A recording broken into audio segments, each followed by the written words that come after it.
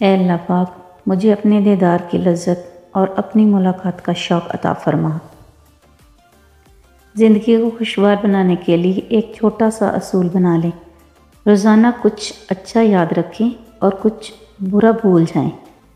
دکھاوے کی کوشش کبھی نہ کرو۔ جب کمال کو پہنچو گے تو خود ہی نظر آ جاؤ گے۔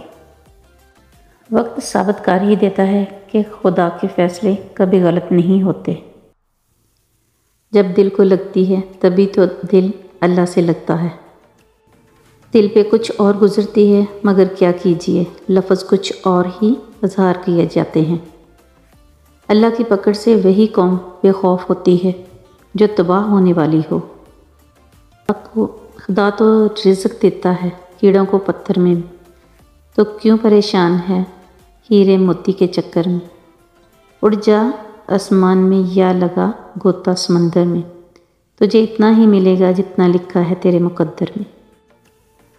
شکر ادا کرنے کی وجہ نہیں ڈھونڈنی چاہیے بلکہ عادت ڈالنی چاہیے، کیونکہ شکر گزار لوگوں سے اللہ پاک بڑی محبت کرتا ہے۔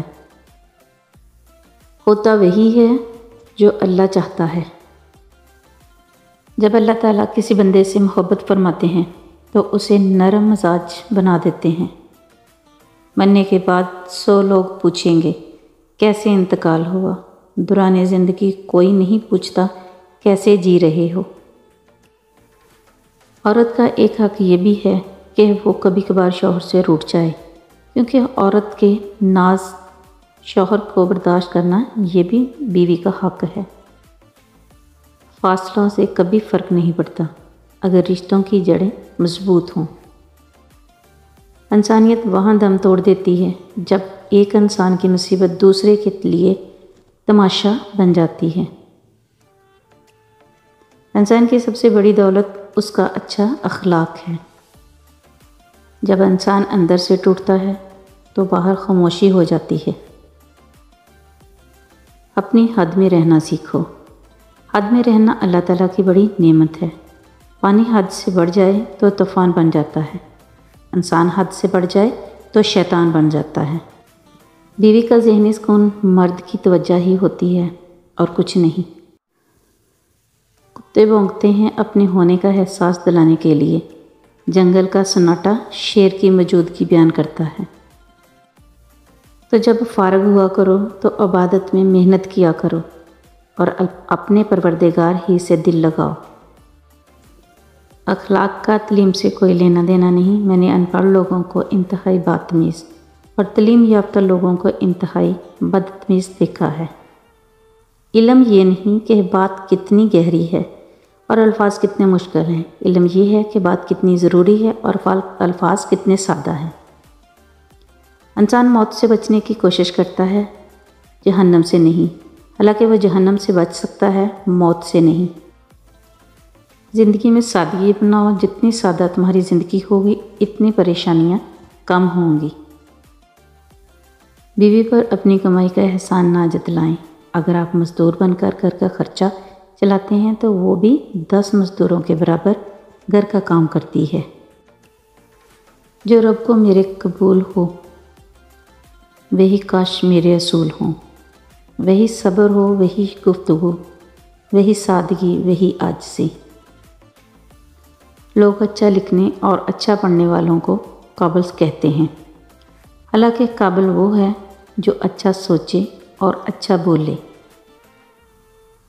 لوگ واقف ہیں ہماری عادت سے، رابطہ کم ہی صحیح لاجواب رکھتے ہیں۔ جب قرآن اور نماز ہمارے معمول کا حصہ بن جائیں تو خوشیاں اور سکون ہماری زندگی کا معمول بن جاتی ہیں۔ توبہ اپنی پسند اور ناپسند کے حوالے سے نہیں کی، یہ اللہ کی پسند اور ناپسند کے حوالے سے ہے۔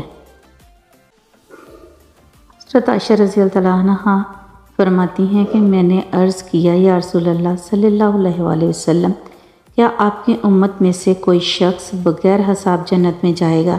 آپ صلی اللہ علیہ وآلہ وسلم نے فرمایا، ہاں، جو شخص اپنے گناہوں کو یاد کر کے روئے۔ رحمتیں بارش میں اتنی بوندیں نہیں برستی جتنی سجدے میں سر رکھنے سے رحمتیں برستی ہیں۔ سازشیں، غیبتیں، پیٹھ پیچھے وار، لوگ بھول بیٹھے ہیں کہ تماشا خدا بھی دیکھ رہا ہے۔ فرمان مصطفیٰ صلی اللہ علیہ وآلہ وسلم ہے، مومن ایک سراغ سے 2 مرتبہ ڈنگ نہیں کھاتا۔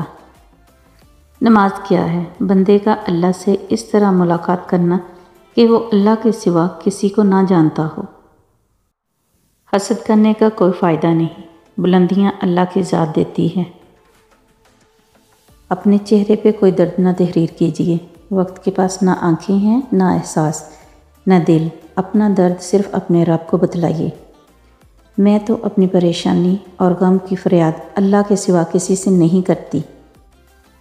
سوچنا چاہیے کہ انسان اس زندگی میں نہ کچھ کھوتا ہے نہ کچھ پاتا ہے، وہ تو صرف آتا ہے اور جاتا ہے۔